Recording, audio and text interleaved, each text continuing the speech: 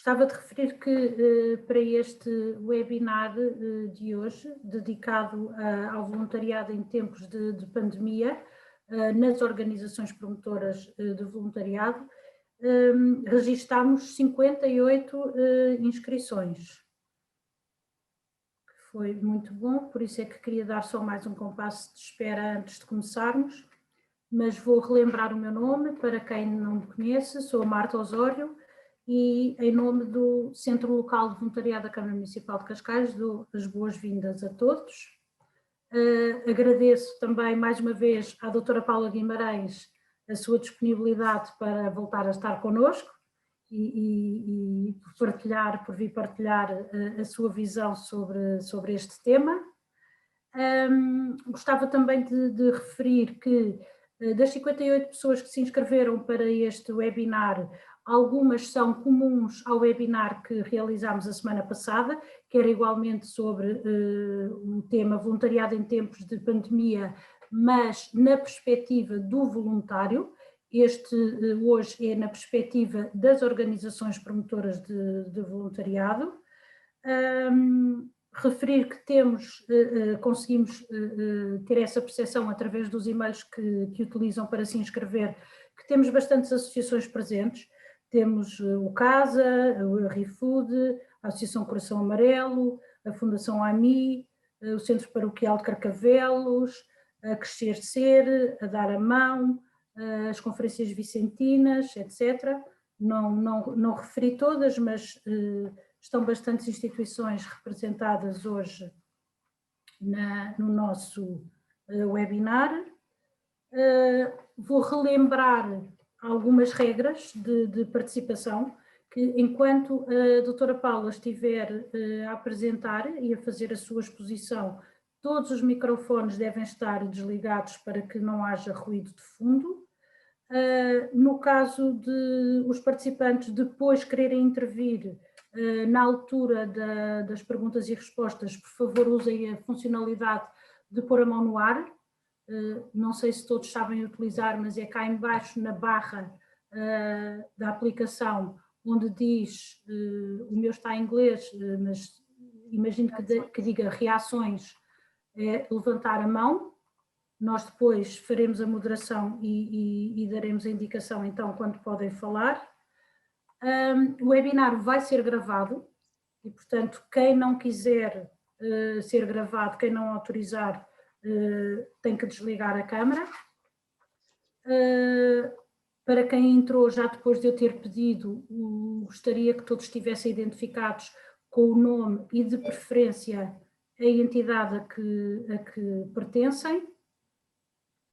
E, se calhar, voltávamos a pôr o slide da aplicação Slide, o Inês, para relembrar a quem, entretanto, entrou como é que se pode aceder à aplicação. Portanto, relembro que quem tem câmera no telemóvel com leitura de QR Code, basta fazer o download através da leitura do QR Code, que vai depois ser redirecionado diretamente para as nossas questões. Quem não tiver leitor de QR Code tem que fazer o download da aplicação no site www.slido.com e depois utilizar a palavra passe, que é hashtag voluntariado. Mas quando nós introduzirmos as questões, podemos voltar a dar esta informação.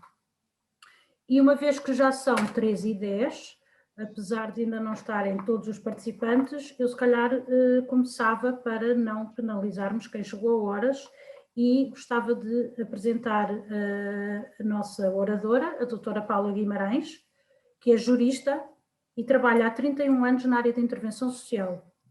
Foi chefe da divisão da Santa Casa da Misericórdia de Lisboa e no Instituto de Desenvolvimento Social, vice-presidente do Instituto de Reinserção Social, administradora não executiva das residências Montepio e diretora da Fundação Montepio.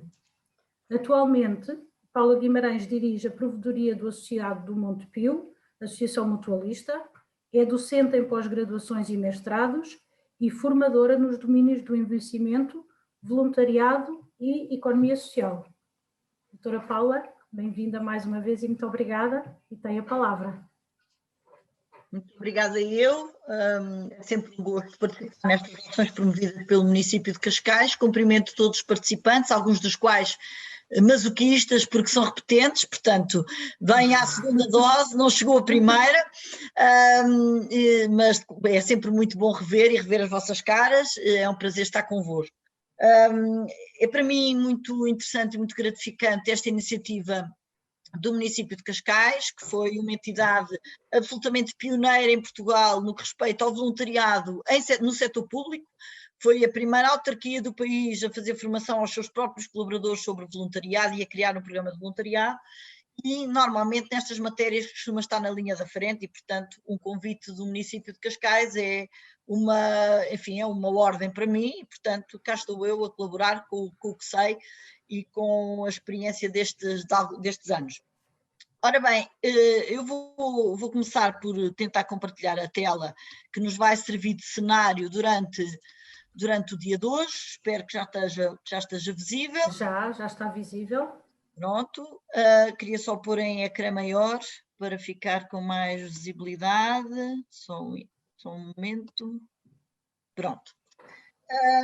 E dizer, tal como disse a doutora Marta, que esta é, digamos que a outra face da moeda de que nós falámos a semana passada. Portanto, o objetivo da ação de hoje é abordar as questões do voluntariado, não sob o prisma da pessoa candidata a voluntário ou voluntário, mas sim do ponto de vista das entidades promotoras do voluntariado. E, portanto, as entidades da economia social que têm, entre outras missões, a missão de enquadrar voluntários e de definir as regras e a moldura de um programa de voluntariado.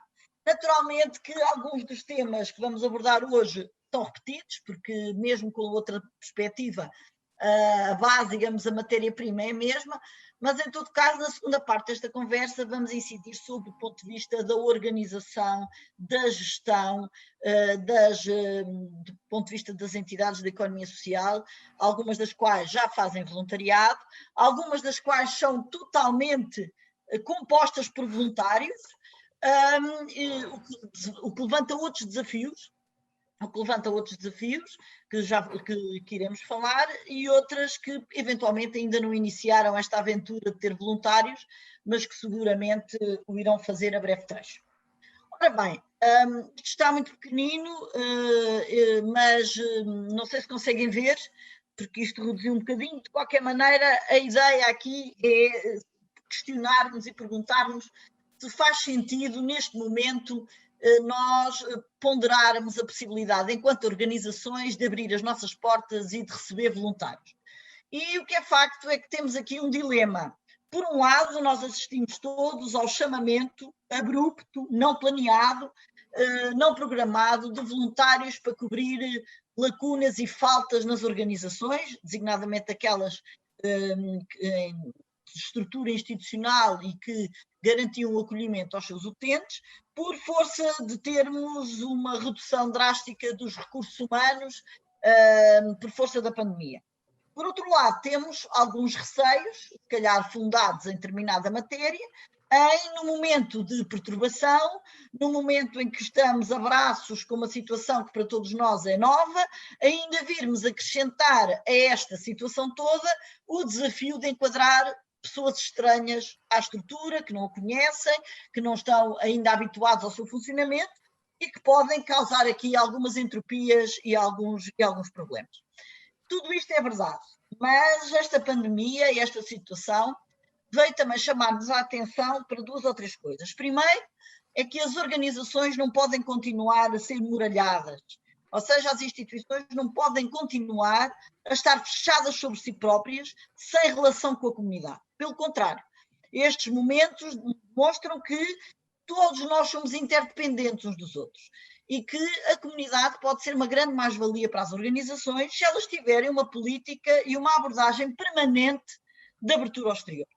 Nós também percebemos, por exemplo, que havia, em alguns sítios, um conhecimento grande do que se passava dentro da organização, havia até uma relação próxima entre a comunidade, o território e a instituição, mas noutros casos havia um total desconhecimento do que se passava dentro da organização.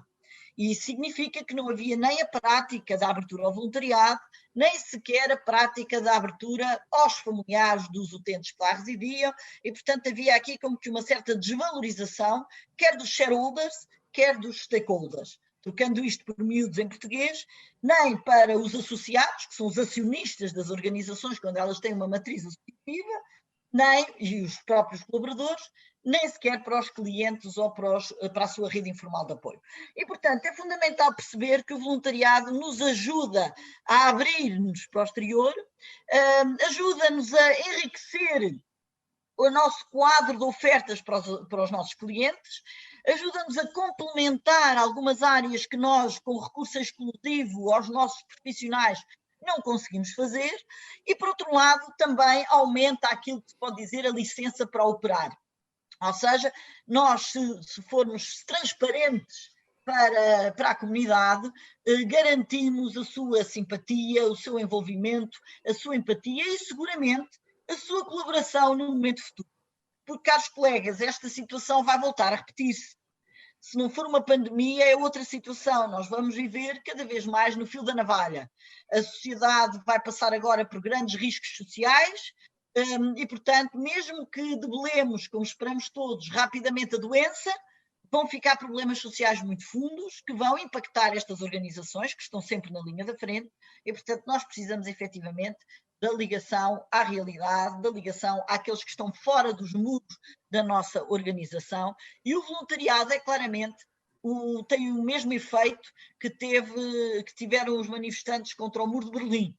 Os voluntários abrem as organizações para o exterior, tornam-nas mais democráticas, tornam-nas mais transparentes e tornam-nas claramente mais capazes de responder às necessidades da sociedade envolvente. Este tempo de pandemia também cria novos desafios ao voluntariado. Como nós vimos na sessão anterior, para o voluntário é-lhe pedido que se calhar ponha de lado um bocadinho as suas preferências pessoais daquilo que gostaria de fazer como voluntário e que se atreva a aceitar aquilo que a instituição pede. Os colegas que assistiram à sessão lembrar-se-ão que eu disse claramente que o voluntário não vai à procura de uma gratificação pessoal.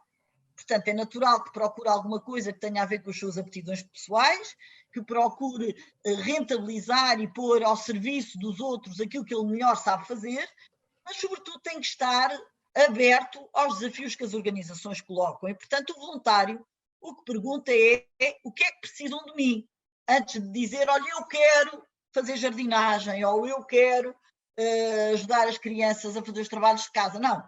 Aproximo de uma instituição e pergunto, o que é que precisam de mim? Eu acho que sou bom nisto, tenho competências nesta área, mas se precisarem de mim noutra área, neste momento, eu estou disponível para experimentar. Portanto, é sempre nesta posição de abertura. Ora, isso significa que do outro lado, do lado das entidades, a cabecinha tem que estar muito arrumada. O voluntariado não é para ser feito em cima do joelho. E os piores casos que eu, ao longo da minha vida, tenho apanhado são precisamente as boas intenções sem estrutura. Não há nada pior na área social do que nós queremos fazer o bem mal feito. E permitam-me aqui que invoque a doutora Elsa Chambel, com quem aprendi muito ao longo da minha vida, e que ela dizia sempre o voluntariado só é voluntariado se nós fizermos o bem bem feito. E, portanto, o facto de nós queremos ajudar os outros de uma forma entremelada, de uma forma pouco organizada, de uma forma sem formação anterior, sem supervisão, não ajuda nada, só prejudica. E, portanto, é fundamental que as organizações percebam que o voluntariado não é uma coisa que nasce por geração espontânea e que de um momento para o outro a organização diz, olha, fazem cá falta, mas é os voluntários. Olha, vou chamar fulano e cicrano e tal, que até são familiares dos nossos dirigentes ou dos nossos colegas, para eles virem fazer voluntariado. Mesmo à portuguesa, não é? Que é, vamos procurar uns amigos e uns conhecidos. Isto não é assim que se faz. Isso é o pior que pode acontecer, que é pormos numa organização pessoas que não sabemos se têm perfil, não sabemos se têm disponibilidade, não sabemos se vão dar continuidade àquilo que nós estamos a propor, só porque nesse dia acordámos a achar que era melhor pôr lá dentro uns voluntários, ou apareceram 2 ou 3 pessoas que estão cheias de ânimo, não é? Aquelas pessoas que veem uma notícia na televisão, que mexe com elas, e elas vão a correr para uma organização para fazer coisas. Não queremos esse tipo de ímpetos. O voluntariado é uma coisa séria, pensada, programada, planeada, e com continuidade. Portanto, não é fogachada, não é uma fogachada emocional. Portanto, do lado das organizações, nós temos que controlar estes momentos de grande emoção que as pessoas, com toda, enfim, com toda a compreensão têm. E, portanto, a instituição tem, primeiro que tudo, que identificar em que áreas é que pode haver o complemento de um voluntário. E, portanto, pode até identificar áreas novas de intervenção que não aquelas que tem. E eu acho até muito interessante. Imaginem, por exemplo, numa instituição que trabalha com pessoas mais velhas, ou com crianças e jovens, ou como provavelmente, por exemplo, a Crescer terá essas experiências, nós podemos perceber do estudo e da caracterização dos nossos utentes que há áreas que nós deveríamos desenvolver, designadamente em termos de atividades lúdicas, desenvolvimento da personalidade, e que nós não temos competências, não temos recursos dentro de casa para isso. Mas isso é uma atividade que nós podemos pedir a um voluntário. Então podemos trazer um voluntário porque sabemos exatamente o que é que lhe queremos pedir. A mesma coisa para um voluntariado que às vezes nós esquecemos, que é aquilo que eu faço, que é fazer formação gratuita às estruturas profissionais. A maior parte das instituições diz-me sempre que não tem dinheiro para mandar os seus técnicos, por exemplo, fazer formação jurídica, ou fazer formação em áreas como liderança, ou fazer formação em áreas como gestão de conflitos. Ora bem, então porque não convidam voluntários para fazer um plano de formação para aquela organização como voluntários? Portanto, há muitas áreas de intervenção que a instituição pode ir buscar. Não tem que ser as tradicionais, não tem que ser aquelas que toda a gente acha que é o voluntariado dentro de uma organização. Portanto, a primeira coisa é ser maduro, tem que ser uma instituição suficientemente madura, suficientemente organizada para perceber o que é que já tem, o que é que já está estruturado e o que é que lhe falta. Depois a questão da formação e enquadramento. Eu repito sempre isto, eu não acredito em voluntariado sem formação. Mesmo que seja plantar uma árvore, nem que sejam 5 minutos, tem que me explicar como é. Porque senão a semente ou a plantinha que eu vou pôr no chão dura uma semana ou se calhar nem isso. Portanto, todo o voluntariado tem que ter formação. Ela é mais longa ou mais curta, mais profunda, menos profunda, consoante o tipo de função de voluntariado que nós vamos fazer a seguir. Mas nem imaginam o que são os disparates de organizações que começam o voluntariado sem ter esta preocupação de formar os seus voluntários, não só especificamente sobre a função e sobre o que vão fazer, mas sobre o enquadramento do voluntariado, sobre os seus princípios, sobre o código de conduta da organização, sobre os valores e a missão da organização.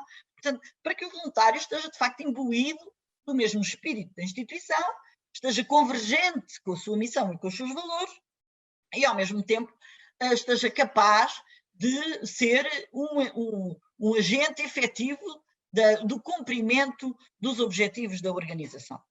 E, portanto, a formação é fundamental. E muitas vezes há instituições que não têm presente isso e que os voluntários começam a trabalhar sem terem qualquer tipo de enquadramento ou de formação. Depois o maior, e seja para lavar a louça, seja para fazer marmitas, qualquer trabalho voluntário tem que ter um enquadramento prévio para ser feito com qualidade. Depois a questão do compromisso, é óbvio que as instituições, ao desenharem o seu programa de voluntariado, têm que exigir e saber exigir de uma forma persuasiva e sedutora o voluntário para que assuma o compromisso e que o cumpra. E a questão da salvaguarda dos direitos dos beneficiários, que vamos ver um pouco mais à frente, é fundamental, principalmente neste tempo e quando nós trabalhamos com públicos vulneráveis. Depois é fundamental que a organização coloque a questão do voluntariado lá dentro primeiro. Também tenho visto esses disparates e esses erros, que é iniciar um programa de voluntariado e receber pessoas que vêm do exterior sem preparar previamente os seus recursos humanos, sem discutir com eles a mais-valia do voluntariado, sem os preparar para serem também eles acolhedores do voluntário, sem lhes explicarem que não vão roubar-lhes o lugar, explicando-lhes que não vão competir com eles no desenvolvimento das suas funções, e havendo uma clara separação entre o que compete ao profissional e o que compete ao voluntário. Isto exige, de facto, um grande conhecimento da organização e dos seus colaboradores. E depois também exige uma organização interna melhor e uma grande definição de papéis. Outro disparate que eu encontro muitas vezes é a escolha do coordenador do voluntariado. Ora bem, isto é um trabalho sério, é um trabalho difícil, é um trabalho que exige um perfil especial. Um perfil de alguém que sabe negociar, um perfil de alguém que sabe orientar e coordenar sem mandar, porque não se manda nos voluntários, porque não há subordinação jurídica nem hierárquica. Portanto, alguém que tem o bom senso de coordenar uma equipa sem ter um ascendente jurídico sobre ela. Apenas o bom senso, a simpatia, a persuasão e principalmente o exemplo. Ora bem, a escolha do coordenador e do supervisor do voluntário é uma escolha séria, é a primeira coisa que a instituição tem que fazer quando pensa em abrir as suas portas para o voluntariado, e não serve o critério de antiguidade, não serve o critério de, epá, não se estragam duas casas, enquanto está a coordenar os voluntários não causa confusão, e também não serve, como infelizmente muitas vezes acontece, a pessoa que está sem funções. Não. Tem que ser dos melhores para coordenar o voluntariado. Senão, não vai resultar. Tem que ser alguém que conheça bem a estrutura, que tenha ascendente sobre os outros colegas, que tenha esta capacidade de negociação e que tenha uma ideia clara sobre tudo o que é necessário fazer para que o voluntariado corra bem. Portanto, um coordenador de voluntariado, que até pode ser outro voluntário, pessoalmente não gosto muito dessa opção, pode resultar em algumas instituições, mas eu acho que é fundamental que haja uma dimensão técnica, sempre nesta matéria, porque se nenhum dos envolvidos, coordenador ou não tem vínculo à instituição, é uma grande atrapalhada do ponto de vista jurídico. Portanto, é sempre preferível que o supervisor ou que o coordenador do voluntariado seja alguém que tenha um vínculo jurídico à instituição. É a melhor opção, ainda que conheça casos em que isso não acontece e também resulta. Mas resulta graças ao perfil da pessoa, porque senão, se o perfil da pessoa não for adequado, de todo não resulta e é até uma grande atrapalhada. E, portanto, esta fase é uma fase muito relevante e deve ser levada muito a sério. Não é o trabalho para quem está encostado, é um trabalho, pelo contrário, para quem atingiu na organização um momento muito importante e que é alguém reconhecido por todos. Ora bem, nós não vamos falar aqui disto em pormenor, vamos só falar de alguns artigos mais relevantes para esta nossa conversa, não temos tempo, mas seguramente os colegas que se interessam por esta matéria terão oportunidade de ler o enquadramento jurídico todo, de o saborear, de o analisar criticamente, porque em alguns casos já merecia ter sido objeto de uma reformulação e de uma revisão, mas essencialmente para vos dizer que se o voluntário deve conhecer esta lei, esta legislação, ainda mais as organizações promotoras o têm que fazer, não é? Portanto, quando partem para a decisão do voluntariado, tem que ter isto tudo bem presente e tem que haver um dossiê legislativo à mão de semear para poder ajudar o coordenador do voluntariado. Ora bem, trago aqui, peço desculpa para a gralha, porque eu não sei o que é que acontece, eu corrijo as gralhas e elas continuam, portanto, sou eu que sou info-excluída, peço desculpa. Mas trago-vos aqui o conceito de voluntariado, porque é um conceito que é importante nós termos a noção e que refere e sublinha muito aquilo que é, no fundo, o peso da organização promotora. E o peso da organização promotora está aqui muito bem claro. É que se não houver organização promotora, por simplesmente não há voluntariado. O voluntariado não é voluntarismo, o voluntariado não é uma atuação esporádica, por razões de boa vizinhança, não é um grupo de vizinhos que se junta para levar umas sopas, isso não é voluntariado.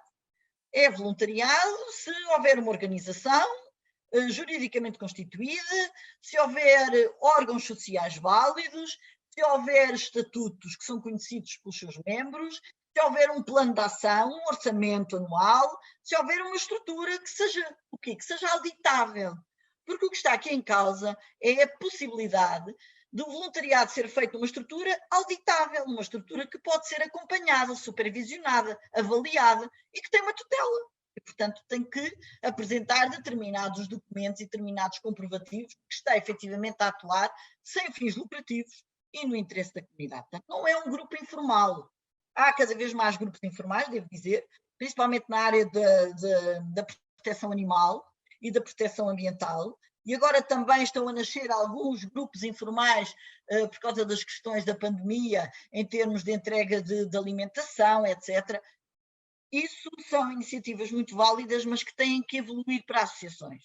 Porque os grupos informais não podem existir por muito tempo, porque não oferecem credibilidade nem confiança às pessoas. É fundamental que haja aqui uma outra relação. Eu dou-vos um exemplo. Uma entidade que, preocupada com a fome que as pessoas estão a passar, resolve ir entregar comida a um prédio onde sabe que a maior parte das pessoas estão desempregadas. Isto é muito válido do ponto de vista da generosidade. Mas ao entregar a comida, nós não sabemos se as pessoas estão ou não estão a correr riscos. Que tipo de comida lhes estamos a dar? Se as pessoas são diabéticas ou não. Não fizemos nenhum estudo social para saber se as pessoas efetivamente precisam daquele apoio ou precisam de outro. E, portanto, tudo isto é movido pela boa vontade, mas é destituído numa intervenção técnica. Ora, o voluntário é um elemento de uma intervenção social séria. E a intervenção social séria tem que ser dirigida e enquadrada numa perspectiva técnica. Tem que haver um estudo do caso. Tem que ser analisadas e avaliadas as consequências da nossa ação. Por exemplo, se eu continuar a levar a comida já feita às pessoas, o que é que acontece à sua vida em casa? Deixam de cozinhar, deixam de desenvolver essas competências, estão a comer coisas que se calhar lhes fazem mal, abandonam essa capacidade, por exemplo, de decidir o que é que querem comer. Então não é preferível dar, por exemplo, vouchers para as pessoas comprarem aquilo que querem? Empoderá-las? Desenvolver a sua capacidade de fazer? Pode haver casos em que isso é melhor, pode haver outros casos em que não, porque as pessoas já não têm essa capacidade. Isso implica um estudo, uma caracterização social das pessoas. Portanto, isso tem que ser feito por uma estrutura, por uma entidade, e uma entidade que tenha sempre uma componente técnica.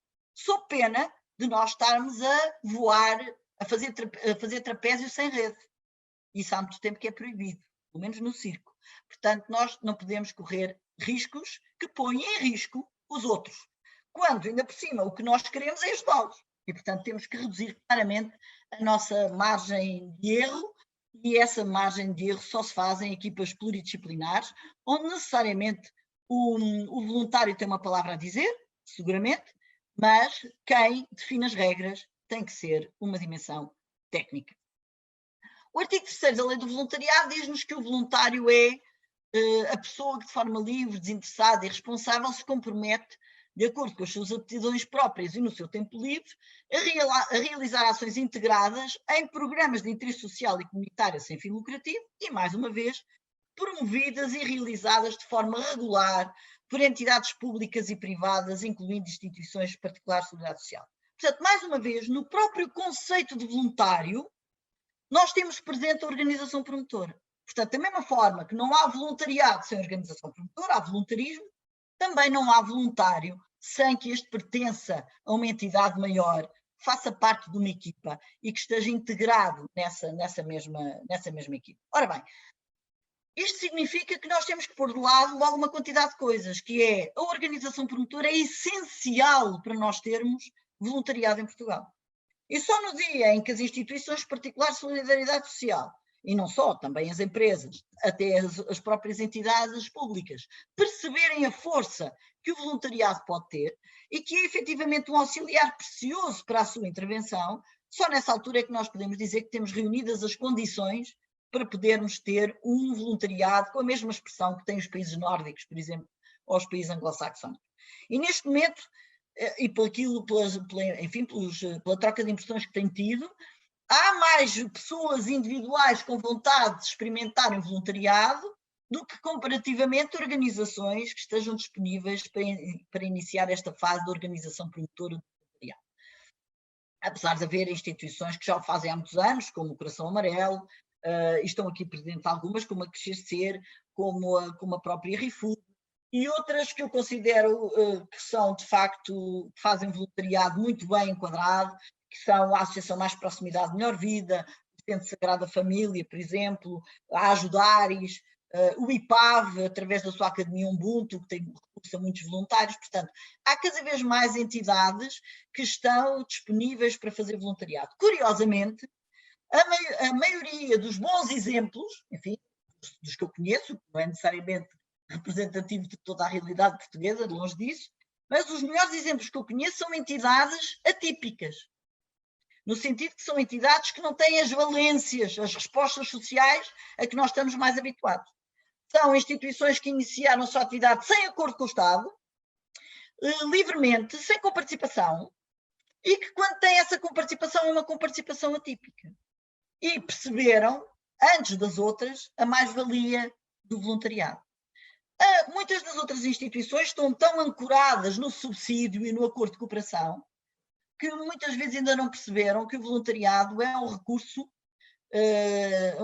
não é só um recurso humano, é mais do que isso, é um recurso comunitário, é um ativo extraordinário para o crescimento e para a própria sustentabilidade de qualquer organização. E eu acho que o facto de terem, enfim, as questões da sua sustentabilidade muito dependentes da proximidade com o Estado, tem, de algum modo, limitado essa capacidade de olhar à volta e de perceber que há outros recursos e outras fontes que precisam de ser envolvidas. Temos aqui também a questão dos princípios enquadradores do voluntariado. Ora bem, os princípios para as organizações promotoras são todos importantes. Não significa que para os voluntários também não, mas os dos voluntários são essencialmente o da participação, da gratuitidade, o da complementaridade e da responsabilidade. Mas no caso das organizações, há aqui de facto uma espécie de uma moldura ética e deontológica que não pode ser esquecida. A questão do princípio da solidariedade é relevante, porque não é só solidariedade para com os mais vulneráveis, é solidariedade entre instituições. Isso é uma coisa que a economia social tem que aprender e continua a não saber fazer bem, na maior parte dos casos. As organizações de economia social raramente colaboram e cooperam entre si. São muitas vezes, inclusive, competitivas. Competem nos financiamentos, competem nos recursos, e eu não sei se agora, infelizmente, como a maior parte das instituições que trabalhavam com pessoas idosas ficaram com as listas de espera vazias e com vagas, eu não sei se não vou começar a competir por clientes. E não pode ser, não é? Nós estamos a falar de instituições, seguramente em Cascais não acontecerá, mas acontece em muitos pontos do país, em que instituições que estão na mesma freguesia e no mesmo concelho não se conhecem. Nunca trabalharam em conjunto. Não fazem nenhum intercâmbio de ideias. Não fazem nenhum focus group, não aprendem a trabalhar umas com as outras, nem com os erros, nem com os sucessos. Também não partilham recursos, não é? Não partilham os recursos, por exemplo, são recursos escassos, como os psicólogos, como os juristas, como os terapeutas. Não partilham nada desses recursos, têm medo que fiquem a conhecer a sua casa por dentro. Ora bem, isto é um erro e viola o princípio da solidariedade previsto na lei do voluntariado. Depois a questão do princípio da participação, é óbvio que, e nós falámos nisso na sessão anterior, que o voluntariado é uma escola de cidadania.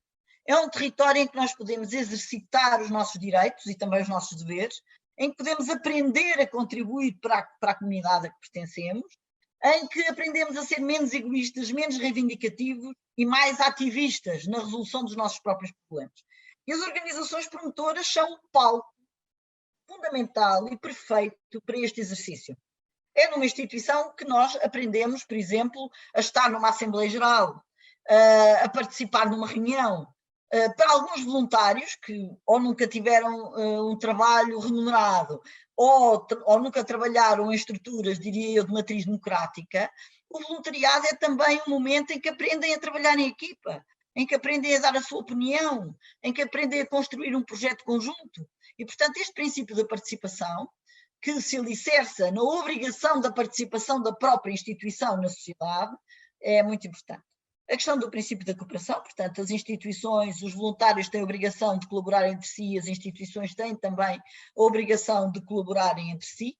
Nós já vamos abandonando, inclusive, esta noção do princípio da cooperação para começarmos a posicionar-nos, pelo menos teoricamente, na questão da gestão colaborativa, que ainda vai mais longe do que a cooperação. A gestão colaborativa é assumir responsabilidades em conjunto. Já há, por exemplo, algumas iniciativas muito significativas ao nível das CPCJs, em que já estão a experimentar estes modelos de gestão colaborativa e faz toda a diferença. A questão do princípio da complementaridade, ou seja, a instituição tem que ter tão bem definido o seu programa de voluntariado que não pode permitir em caso algum nem que o profissional se sinta ameaçado na sua área de intervenção, nem que o voluntário tenha a liberdade suficiente de roubar trabalho ao profissional.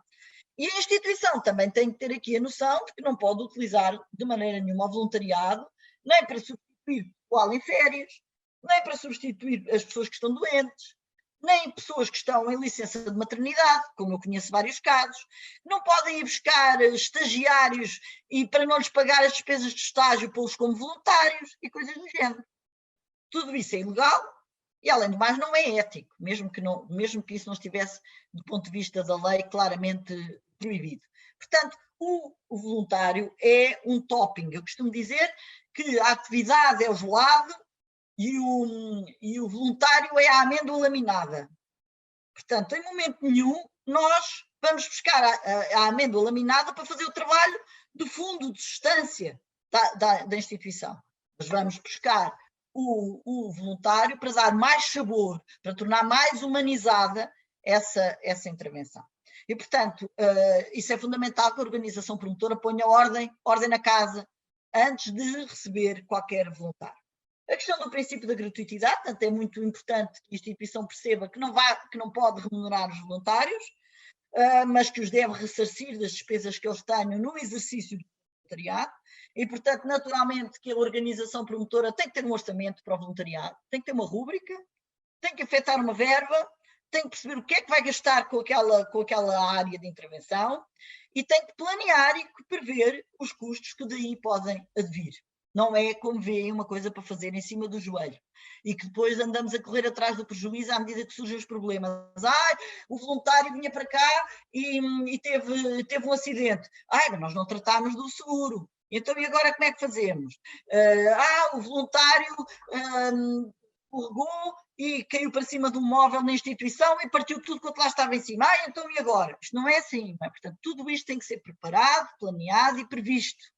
E, portanto, eu diria que no mínimo 3 meses é o tempo ideal para que uma organização que já seja madura se estruture para poder avançar com um programa de voluntariado como deve ser e mesmo assim vai aperfeiçoando e afinando detalhes à medida que as coisas acontecem. Depois a questão do princípio da responsabilidade, portanto esta nota de que a instituição tem que explicar bem ao voluntário que a partir do momento em que assina o programa de voluntariado assume um compromisso e tem que o honrar, a não ser em casos de força maior. E é muito importante que a instituição perceba que não tem aqui a ameaça do despedimento que às vezes utiliza relativamente aos colaboradores. Um dos grandes problemas da economia social é a gestão de recursos humanos. Na maior parte dos casos não há políticas de avaliação de desempenho, muitas das pessoas que coordenam equipas não têm formação na gestão de recursos humanos e, portanto, nós encontramos aqui algumas fragilidades, mais ainda quando falamos de gerir voluntários, porque nós não podemos ameaçar os voluntários, não é? Não podemos pô-los de castigo, não podemos retirar-lhes subsídios, não podemos pôr-lhe um processo disciplinar. Portanto, o que é que nos resta? Prevenir. Não é? Portanto, nós, ao intervirmos com os voluntários, intervimos em cuidados de saúde primária, antes que venha a doença. Porque se vem a doença, não há outra forma se não dizer-lhe, olha, meu amigo, não correu bem, porta da rua, serventia da casa. É a única coisa que nos resta, é convidar o voluntário a sair. Portanto, nós temos que antecipar todos esses riscos. E é no âmbito do princípio da responsabilidade que nós trabalhamos esse compromisso, trabalhamos essa dimensão ética e deontológica do voluntário, trabalhamos essa sua capacidade de perceber que ele é o seu principal censor. Ele é que tem o seu grilo do Pinóquio sempre em cima do ombro. Ele é que se autocensura, autocontrola, no sentido de ser sempre pontual, ser assíduo e ser cumpridor das responsabilidades que assumiu. Ora bem, nós falámos disto com mais detalhe na sessão anterior, não vamos demorar-nos agora tanto tempo aqui, mas é importante nós termos a noção de que os direitos dos voluntários devem fazer parte do programa de voluntariado, devem ser conhecidos pelo coordenador do voluntariado, pelos outros recursos humanos e pelos órgãos diretivos. É fundamental ter a noção de que o voluntário, não sendo um colaborador, a partir do momento em que assina o programa de voluntariado, entra na nossa organização, passa a ser um elemento nosso, passa a ter um cordão umbilical connosco e, portanto, nós temos que o tratar com urbanidade e com respeito pelos seus direitos, como se fosse um empregado. E, portanto, não podemos fazer nenhuma distinção relativamente ao grau de cumprimento dos seus direitos. Da mesma forma que também temos que saber exigir o cumprimento dos seus deveres. E, portanto, a questão da formação de que já falámos é um direito, mas é também um dever.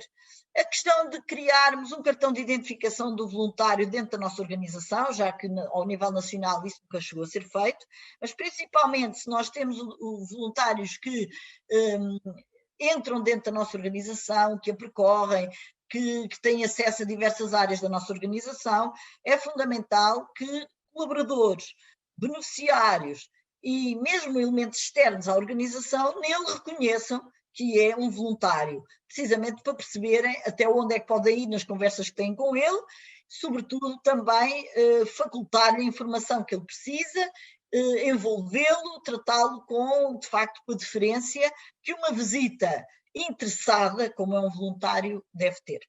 Depois, a questão do regime do seguro social voluntário, há sempre muita confusão com isto. Isto não é uma obrigação da organização promotora. A organização promotora não tem nada a ver com isso, a não ser explicar ao voluntário. Trata-se de uma prestação de segurança social que os voluntários que não estão cobertos por nenhum regime da segurança social podem livremente subscrever. Pronto, é uma espécie de PPR, só que é um PPR público. E, portanto, não tem nada a ver com a organização, tem a ver com o facto dos voluntários, alguns desempregados, outros ainda que não iniciaram ainda uma atividade profissional, ou pessoas que nunca fizeram descontos para a Segurança Social, poderem ter aqui uma carreira contributiva, e é um sinal também de reconhecimento que o seu trabalho como voluntário é reconhecido e valorizado aos olhos da Segurança Social. Depois a questão da higiene, da segurança, e que está também, como é óbvio, relacionada com a questão de haver uma apólice de seguro, essa sim da obrigação da organização promotora, que garante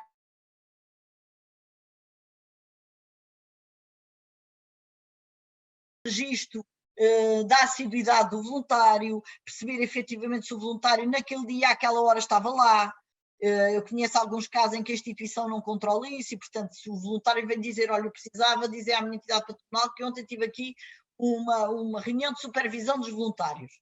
Não há registro, não há atas dessas reuniões, não sabe quem é que esteve presente. Portanto, todo este amadorismo pode pôr em causa direitos dos voluntários.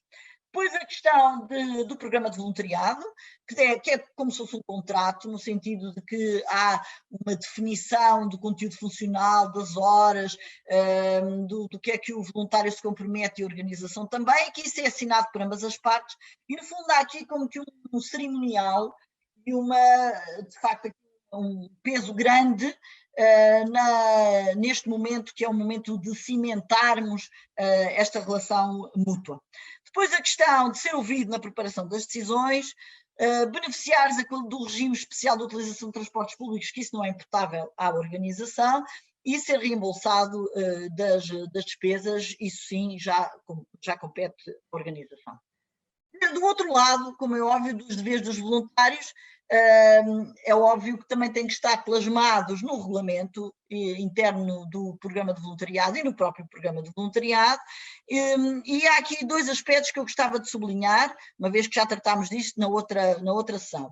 Uma delas é a questão de observar os princípios deontológicos da instituição. Ou seja, é fundamental que a organização, logo no início do processo de recrutamento, explique quem é, que valores tem, qual é a sua missão, e de maneira que o voluntário perceba se tem ou não tem convergência e se tem ou não tem uma relação com essa organização. E, por outro lado, também a questão de utilizar indevidamente a identificação como voluntário, ou seja, os voluntários não podem usurpar as suas funções. Só atuam no estreito domínio das funções que são definidas pela organização e nada mais. E se quiserem ultrapassar essas funções, isso tem que ser negociado com a organização. Mesmo os voluntários que são dirigentes só podem atuar dentro dos limites estritamente previstos no estatuto da própria organização. E, portanto, o voluntário não representa a instituição sem estar devidamente mandatado para isso.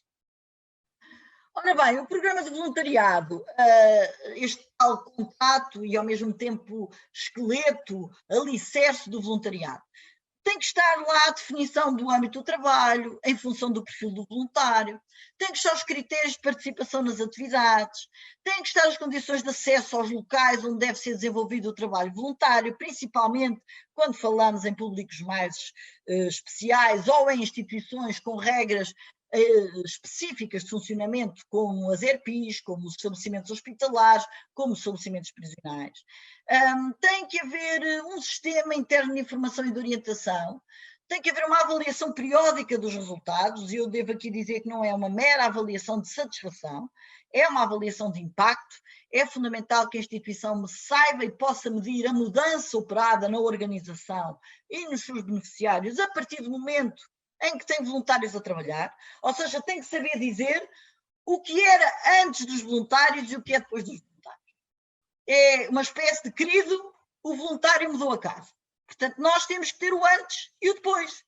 Nós temos que saber exatamente aquilo que foi a mais-valia que os voluntários trouxeram à organização. Porque a única maneira de convencermos outros a fazerem voluntariado, de convencermos outras organizações a abrir as suas portas, e de justificar, no fundo, junto às nossas direções, que de facto foi uma boa aposta.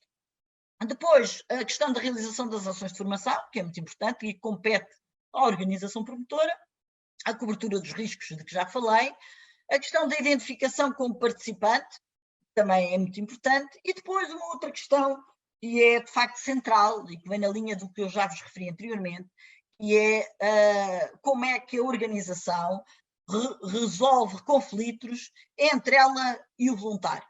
Se há efetivamente aqui uma questão, e eu sei que isso muitas vezes acontece, em instituições que já levam muitos anos de experiência, já aconteceu várias vezes, quando há claramente aqui um conflito de interesses ou uma diferença de opiniões forte entre o voluntário e a própria organização promotora. Quem é que resolve? Quem é a estrutura? Qual é a instância que resolve esta situação? Isto tem que estar previsto no programa de voluntariado.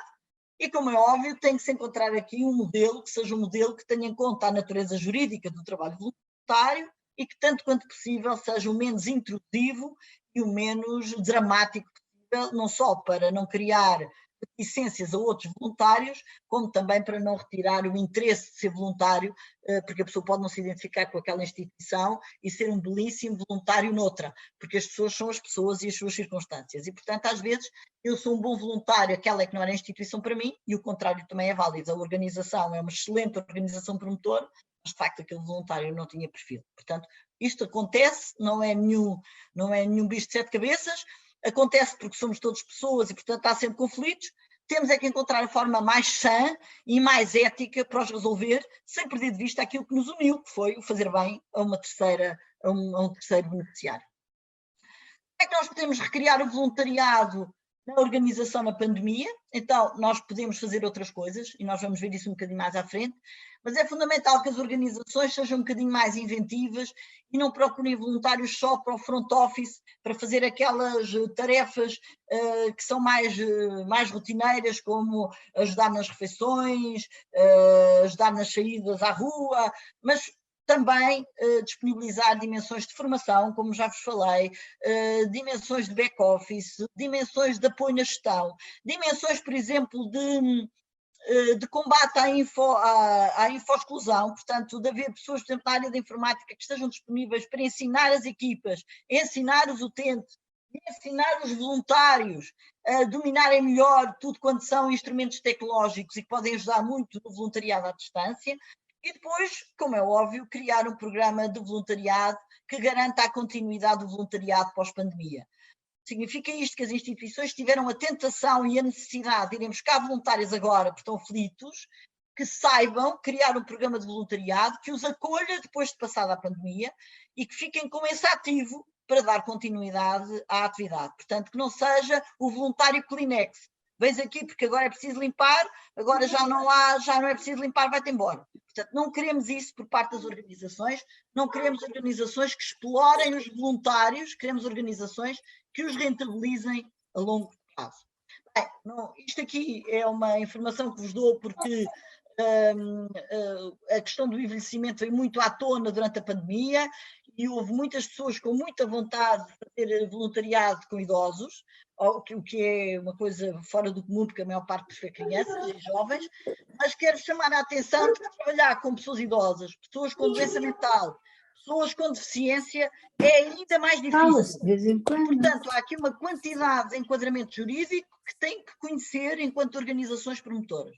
Não podemos pôr voluntários nestas áreas sem conhecermos esta legislação, designadamente sem conhecermos os limites jurídicos à intervenção do voluntário, por exemplo, por força da entrada em vigor do Estatuto Maior Acompanhado em 2018. Portanto, houve muita coisa que mudou recentemente a legislação portuguesa e os voluntários não podem começar a trabalhar com pessoas idosas e com pessoas com problemas de saúde mental, por exemplo, sem terem conhecimento desta legislação. Doutora Marta, vou-lhe pedir mais 5 minutos, que eu já sei que estou um bocadinho acima da hora. Não, estamos bem, estamos bem. Estamos muito bem, tem mais 10. Ok. Pronto. Portanto, esta legislação provavelmente justifica uma formação específica sobre isto, para as entidades que têm voluntários a trabalhar nestas áreas. O Coração Amarelo já fez essa formação e, portanto, foi uma experiência que eu creio que foi interessante, porque revisita as funções do voluntário e, acima de tudo, protege-o. Porque isto não se trata só de proteger os direitos das pessoas deficientes, com doença mental ou pessoas idosas. Não, protege também o voluntário, porque se trata de trabalhar com pessoas, muitas das quais têm a sua capacidade cognitiva afetada. E se têm a sua capacidade cognitiva afetada, não sabem tomar decisões, designadamente, não podem validar as ações dos voluntários. E isso coloca os voluntários numa situação de particular fragilidade. E, portanto, é preciso ter cuidado com esta dimensão. Trago-vos aqui um exercício que eu acho que as organizações pode ser interessante, que é percebermos como é que nós podemos usar, entre aspas, explorar, entre aspas, usufruir ou saborear, que é mais simpático, a presença do voluntário dentro da organização a favor da promoção dos direitos pessoais dos beneficiários. Estes direitos pessoais estão previstos no artigo 26º da Constituição, muitos dos portugueses não conhecem, mas diria eu que isto é o núcleo duro da nossa cidadania, para todos nós. Ora bem, os voluntários podem ser elementos fundamentais nesta defesa, porque nós continuamos a saber que muitas vezes os utentes, principalmente de estruturas coletivas, são privados de alguns destes direitos. E, portanto, o voluntário dentro da organização pode fazer a diferença. No que diz respeito à identidade pessoal, ao tratar da mesma maneira, ao tratar as pessoas pela forma como as pessoas escolheram, o voluntário renova ou acentua ou salienta os seus direitos pessoais. Dá aqui uma dimensão de individualidade ao utente que às vezes na dinâmica e na rapidez do funcionamento das organizações nem sempre isso é possível. Depois a questão do desenvolvimento da personalidade, ou seja, muitas vezes as instituições estão condenadas, principalmente no caso das pessoas com problemas de saúde mental e pessoas idosas, estão condenadas a ter atividades para o grupo. E, portanto, o grupo todo pinta, o grupo todo vê televisão, o grupo todo dança, o grupo todo prepara o dia de São Martinho, enfim, não há individualidade no processo de desenvolvimento pessoal. O voluntário pode ser essa diferença, não é? O voluntário pode trabalhar individualmente com cada utente, pode ajudá-lo a encontrar aquilo que ele gosta de fazer e que no grupo não consegue. Por exemplo, pode ler um livro, pode discutir com ele um programa de televisão, pode fazer com ele uma determinada atividade plástica. Portanto, pode ser canalizado para dar aquele olhar e aquele atendimento e aquela proximidade individual que muitos dos utentes queixam de não ter, que continuam a ser tratados como se vivessem num quartel ou como se estivessem num colégio. E, portanto, o voluntário pode ser alguém que faz essa diferença. No que diz respeito à capacidade civil, o voluntário pode ser um agente de informação. Isto dito assim parece um espião, mas não é assim. Quer dizer, pode ser alguém que se vai informar, que pode tirar uma dúvida, que pode inclusive fazer a ligação entre o utente e o diretor técnico, dizendo, olha, o utente hoje colocou uma questão sobre o testamento vital. Não era de nós fazermos aqui uma ação sobre isso, para explicarmos a todos que ainda estão em condições de fazer o testamento vital, que podem tomar decisões antecipadas de vontade. Portanto, e se o voluntário tiver informação suficiente, pode ele próprio esclarecer o utente que lhe fez essa pergunta. A questão da cidadania, ou seja, eu conheço casos em que são os voluntários que acompanham as pessoas idosas a votar. A possibilidade de os ajudar, por exemplo, a criar uma assembleia dentro, um conselho de utentes dentro da organização. A área da deficiência está a trabalhar muito bem nisto, na questão da discussão da Convenção dos Direitos das Pessoas com deficiência junto dos próprios utentes e fazendo conselhos. Por exemplo, na área do envelhecimento, ninguém discute com as pessoas idosas coisíssima nenhuma. Ninguém fala com elas sobre os seus direitos. Portanto, e por isso tudo isto pode ser feito pelos voluntários. A questão do bom nome e boa reputação, ou seja, um voluntário atento não faz comentários sobre a pessoa, nem sobre a sua vida, tem sigilo absoluto e reserva privada, mas isso significa, do lado da organização, também não pode facultar ao voluntário dados sigilosos sobre a pessoa. O voluntário não pode ter acesso ao processo clínico da pessoa, não pode ter acesso ao processo patrimonial da pessoa. E, portanto, mesmo acompanhando a pessoa, por exemplo, ao médico, só entra no gabinete se a pessoa autorizar, e só assiste à passagem de informação se o utente previamente autorizar. Portanto, estas dimensões são fundamentais por causa das questões do consentimento privado e da Convenção dos Direitos do Homem e da Biomedicina. Depois, a questão de estimular a verbalização de opiniões e de vontade.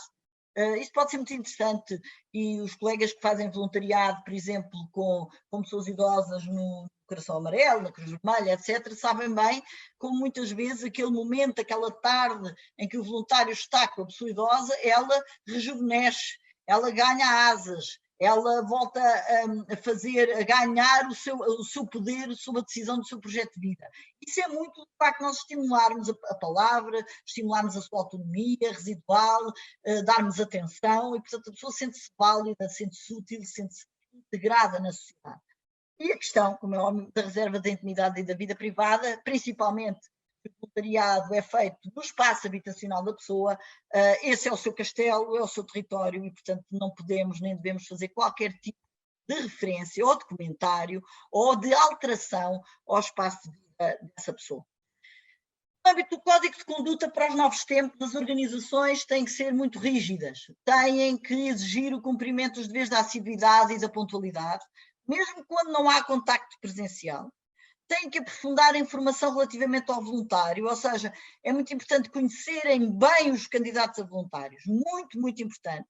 Fazerem um bom processo de recrutamento, têm que os acompanhar permanentemente, têm que ter grupos de supervisão, têm que fazer acompanhamento individual, principalmente quando os voluntários trabalham com grupos vulneráveis, porque não é fácil acompanhar pessoas com deficiência, não é fácil acompanhar pessoas com um fim à vista, não é fácil fazer, por exemplo, voluntariado hospitalar ou prisional. Portanto, tem que haver, de facto, grupos de supervisão, tem que haver apoio psicológico para os voluntários, tal como devia haver para os profissionais, e, portanto, tudo isto é para levar a sério.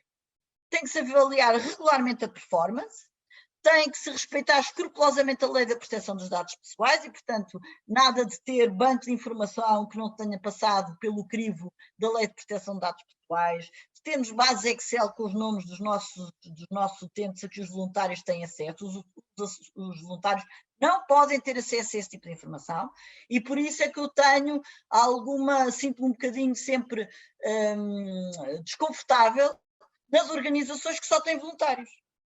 Porque há dimensões que estão a ser violadas.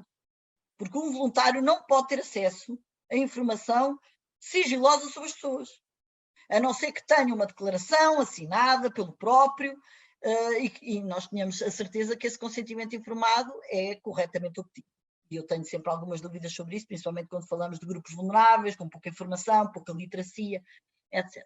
E a questão do respeito pelo direito à imagem, ou seja, não podemos tirar fotografias aos nossos beneficiários, diretos ou indiretos, e a organização tem que ter o consentimento informado de todos os seus utentes para que possa ser utilizada esta imagem. Ora bem, o que eu diria é que, estamos quase a terminar, que as organizações não podem ter comportamentos de oportunismo, nem de desvalorização dos profissionais, nem violadora de direitos. Portanto, as instituições não podem aproveitar a pandemia para reforçar as equipas com recursos humanos a título gratuito, não podem recorrer aos voluntários para substituir profissionais qualificados e não podem permitir que os voluntários tenham acesso à informação sigilosa. E, portanto, estas três coisas são linha vermelha. As organizações não podem fazer isso sob pena de estarem não só a violar a lei do voluntariado, mas pior, estão a violar o Código Civil, estão a violar o Código Penal e estão a violar a Constituição da República e, em alguns casos, designadamente no âmbito da violação dos direitos, podem incorrer em responsabilidade civil e criminal. O voluntariado nas organizações é, portanto, um complemento à atividade central, exige uma entidade madura, uma entidade bem organizada, que se conhece a si própria, que já ultrapassou a satisfação das necessidades básicas dos seus utentes e quer ir mais longe. É ambiciosa, quer efetivamente trabalhar para a felicidade das pessoas e não apenas para as manter vivas. Depois, deve ser integrado na dinâmica normal e regular da organização e não deve ser uma panaceia em momentos de crise. Portanto, quem abriu as portas agora porque estava aflito, eu sugiro que as mantenha abertas e que transforme este voluntariado de aflição num voluntariado de cooperação e de colaboração à distância. E deve ser objeto de um rigoroso recrutamento. Tinha aqui um slide que não apareceu, foi a questão, mas que eu resumidamente digo que na versão que nos for disponibilizada estará, e que é um slide que no fundo resume as etapas para a criação de um programa de voluntariado. A primeira é claramente a definição do que é que queremos e do que é que precisamos. A segunda é a definição do perfil de voluntário que precisamos para o desempenho daquelas funções. A terceira é construir um conjunto de documentos, regulamento, programa de voluntariado. A quarta é fazer um processo de recrutamento com entrevistas, não é navegação à vista, é aberta à comunidade. No vosso caso tem a sorte de ter a colaboração da Câmara Municipal e, portanto, isso é um ativo extraordinário. Mas tem que fazer entrevistas. As entrevistas convém que sejam feitas por duas pessoas, uma responsável pela área onde vai ser feito o voluntariado e indicada que a outra pessoa tenha formação em psicologia. Tem que ser feito o processo de recrutamento, a seguir a formação genérica e depois adaptada ao conteúdo funcional. Têm que ser criados indicadores de avaliação de impacto e depois tem que ser, como é óbvio, avaliado rigorosamente e regularmente o processo voluntariado. Portanto, eu diria que nós temos, seres humanos, temos o poder de mudar o mundo. Os voluntários de uma organização podem mudar o mundo das organizações, podem ser embaixadores, podem ser um elo de ligação da organização ao contexto onde se insere, isso é muito produtivo. Podem ser um juiz e um juiz crítico presente da organização, é um olhar imparcial, é alguém que chega de novo, que pode trazer outras visões, outras alternativas, que pode nos ajudar a desconstruir o que está feito, a mexer com as nossas ideias feitas, com os nossos preconceitos, mas para que isso aconteça, as organizações têm que ter 3 dimensões. Uma é serem humildes, têm que ter a capacidade de ouvir as críticas dos outros e de se poderem recriar e reconstruir. A segunda tem que ter respeito pelos seus beneficiários, portanto tem que perceber que o voluntário pode ser uma mais-valia para melhorar, qualificar e humanizar a sua intervenção.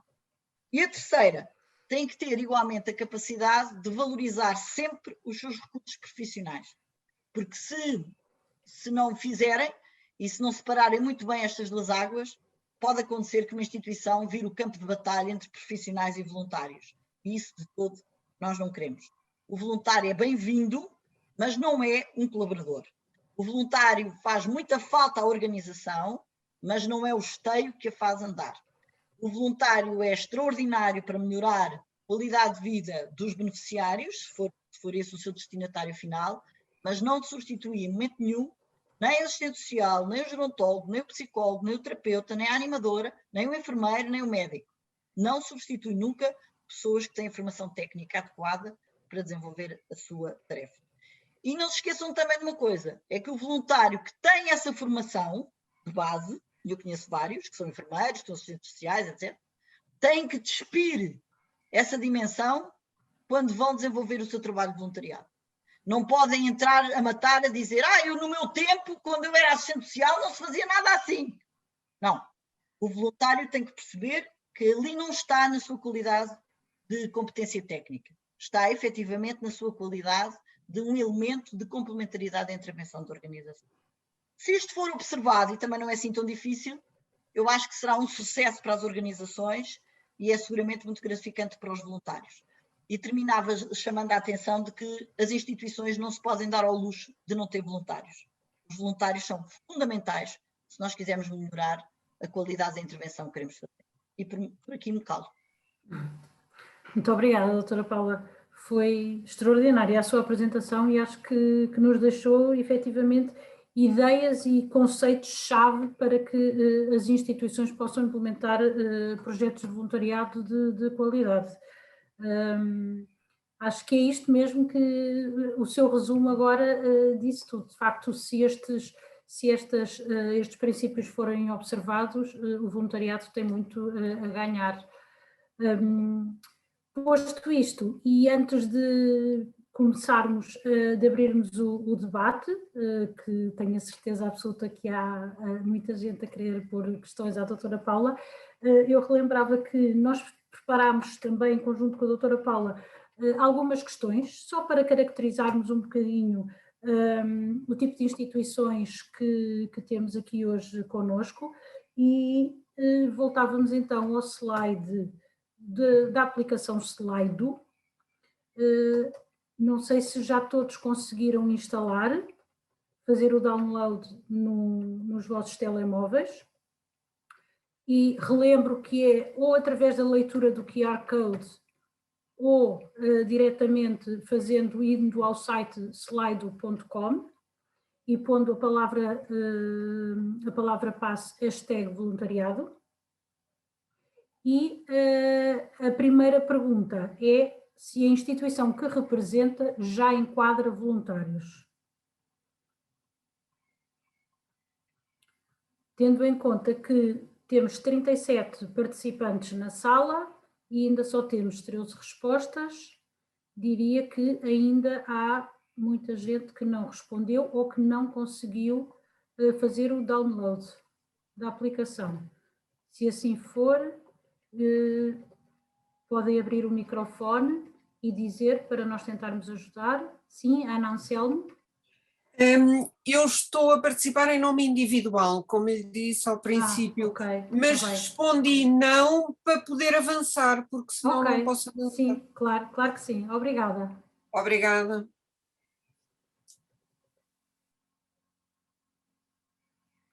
Vamos só esperar mais um bocadinho, mais algumas respostas, já temos 16. Há alguém com dificuldades técnicas na instalação da aplicação?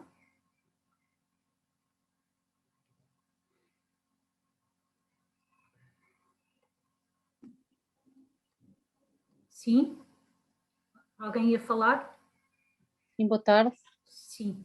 É Teresa, eu não consigo fazer a aplicação, não, mas não consigo. No telemóvel não consigo, não sei se há alguma coisa com o meu telemóvel, não sei. Não sei. Tem leitura do QR Code? Não sei, não faço ideia.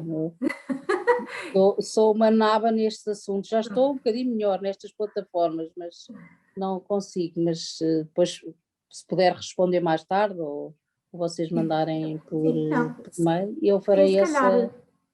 Ok, depois vamos fazer bem, um questionário de avaliação. Obrigada, Marta. Sim, obrigada, Teresa. Já temos 19 respostas, se calhar íamos avançar, portanto ficamos com 19 respostas, sendo que 84% representam aqui instituições que já enquadram voluntários. Podemos passar então à segunda questão. Se considera os voluntários uma mais-valia para a organização?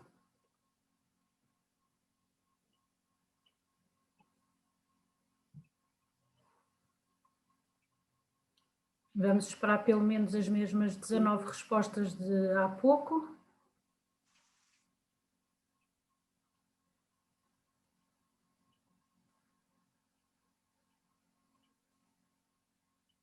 Falta uma apenas.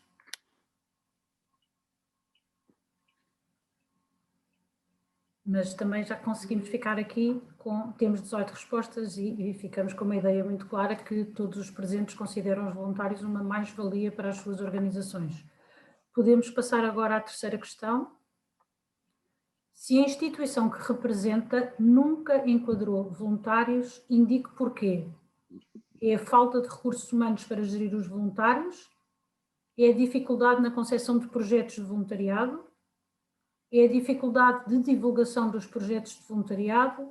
Ou a dificuldade em recrutar o perfil ideal? Qual é o motivo que os levou a ainda não ter enquadrado voluntários? Esta questão é um bocadinho mais complexa.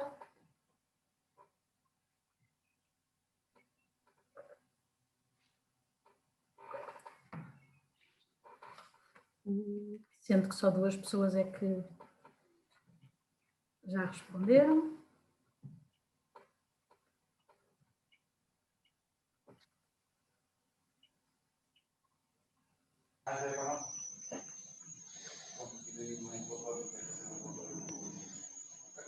Aguardamos mais respostas, só 3 pessoas é que responderam, dos que já tinham feito o download. Marta, desta vez não vou responder porque eu nunca tive nenhuma situação destas. Nós Não. tivemos voluntários desde sempre, não é? Pois nós também. Não, só respondem efetivamente quem... Pois, porque esta aqui não dá para responder. Não dá para Não se responder. enquadra em nenhuma. Pois, Muito bem. é o meu caso também. Não vou responder a esta, Tudo bem, uma vez tudo que bem. estou a participar em título individual. Muito bem, mas só 3 pessoas é que responderam, mas não havendo mais respostas, então se calhar vamos avançar. E pronto, a última questão é se já enquadra voluntários. O senhor comandante se calhar agora consegue responder. Se já enquadra voluntários, quais são as maiores dificuldades sentidas? É no recrutamento?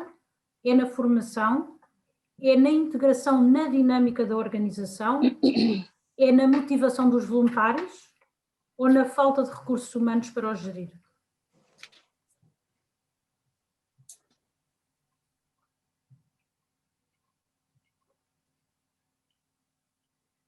Já há mais pessoas a sentir-se à vontade para responder.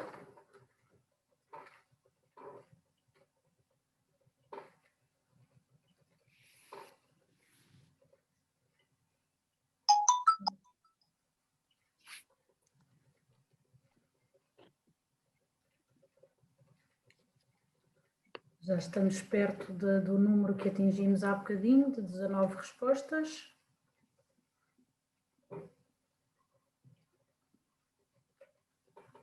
Mais alguém que queira responder? Pronto, ficamos então por aqui, mesmo só com 15 respostas, conseguimos perceber que a formação é de facto uma das grandes dificuldades, e como a doutora Paula referiu no início da sua intervenção, há muitas entidades a dar formação gratuita a voluntários, portanto é uma questão de pesquisarem, e nós próprios no Centro Local de Voluntariado vamos fazer várias formações ao longo deste ano de 2021, portanto é uma questão de estarem atentos que nós vamos enviando os convites para as várias formações temáticas que vamos realizar. Depois, integração na dinâmica da organização continua a ser um problema, seguindo-se da motivação dos voluntários e falta de recursos humanos na gestão dos voluntários. Obrigada, Inês, podes então tirar o slide. Recordo que ainda vamos usar esta aplicação no final só para uma pequena avaliação deste webinar e agora passávamos à parte do debate, pelo que volto a relembrar que quem quiser falar tem que assinalar, levantar a mão, para que não haja atropelos e nós depois vamos dando essa indicação. Ainda não estou a ver nenhuma mão levantada.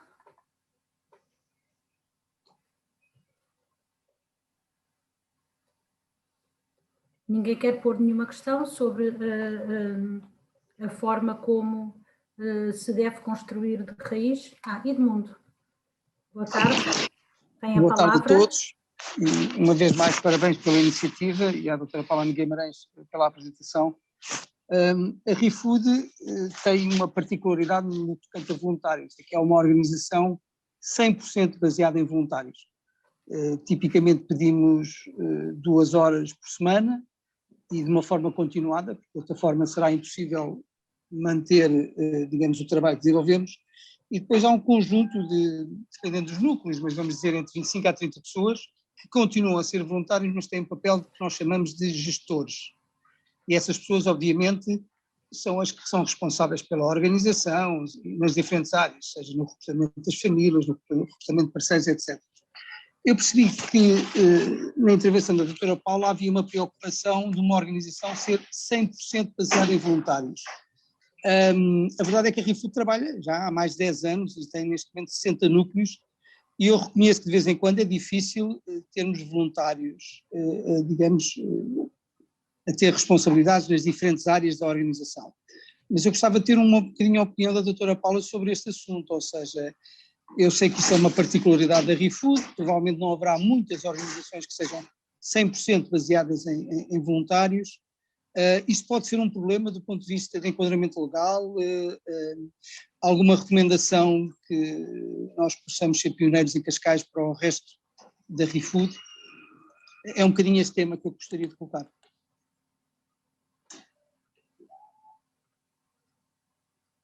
Doutora Marta, não sei, vou respondendo uma a uma. Sim, sim. Sim, se calhar. Bom, eu agradeço muito a sua pergunta. Eu devo dizer que eu acompanho a ReFood desde a sua criação. A ReFood, o primeiro apoio e reconhecimento público que teve foi da Fundação Montepio, era eu diretora da Fundação nessa altura, e, portanto, conheço muito bem o projeto e assisto ao seu crescimento, e devo dizer que me assusta um bocadinho esse crescimento sem nenhuma estrutura profissional. E já tive a ocasião de falar com a direção sobre isso, com a direção nacional, com o grupo de fundadores, inclusive também com os consultores jurídicos que a ReFood, no seu núcleo central e originário, tem, precisamente por 3 ordens de fator.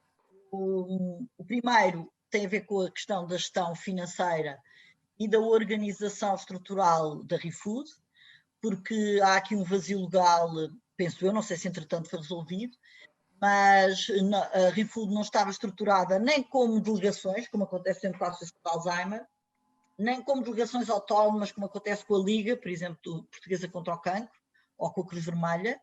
Portanto, do ponto de vista da sua estrutura jurídica, as delegações relativamente à casa-mãe funcionavam como grupos informais, o que eu acho um risco muito grande, principalmente ao nível da gestão das contas bancárias, eram os voluntários que eram contitulares de contas bancárias das delegações, portanto, tudo isto enferma de fragilidade do ponto de vista jurídico em termos de estrutura da organização. Portanto, como digo, não sei se entretanto as coisas já evoluíram ou não, mas na altura foi das questões que nós chamámos a atenção para que deveriam evoluir para uma estrutura semelhante àquelas que outras organizações de âmbito nacional têm, até porque não existe em Portugal o enquadramento jurídico para o franchising social. E, no fundo, a ReFood estava a funcionar como um franchising social, ou seja, iam reproduzindo o mesmo modelo de atuação em vários sítios, mas isso não é reconhecido pela portuguesa. Portanto, ou são extensões de uma casa única e, portanto, do ponto de vista da estrutura contabilística, jurídica e financeira, tem que ter essa organização, tem que ter um relatório único, um orçamento único, etc., ou são delegações, então têm autonomia, designadamente autonomia para pedir financiamentos. Isto porque, tanto quanto eu sei, qualquer delegação, qualquer núcleo da ReFood podia pedir e angariar financiamento. Pronto. Ao contrário do que acontece com as outras organizações. Portanto, essa é uma dimensão que me assusta e que eu acho que juridicamente era fundamental haver uma direção que não é preciso que todos os seus elementos, a maior parte das instituições, aliás, os elementos são dirigentes voluntários, mas que precisa ter depois uma equipa técnica ao nível nacional que garanta a unidade e que trabalhe estas dimensões. A outra questão, para mim ainda mais delicada, que é a questão de apoiar pessoas sem haver um prévio estudo social, socioeconómico das famílias que se apoiam. Porque, enfim, eu ando há 31 anos na área de intervenção social, tudo quanto eu sei sobre isso aprendi com as assistentes sociais, como jurista, como cálculo, não percebo nada disso, mas tudo o que aprendi com as assistentes sociais me diz que, efetivamente, há pessoas que têm formação para fazer o estudo social das pessoas. E o nosso objetivo é interromper os laços de dependência, é fazer um elevador social, é fazer com que as pessoas que hoje beneficiam da nossa intervenção possam deixar de o fazer. Isso implica conhecermos as situações das pessoas, percebermos se temos ou não a possibilidade de fazer uma intervenção holística, e essa intervenção holística não se pode limitar a ser uma entrega de um desperdício alimentar. Pronto.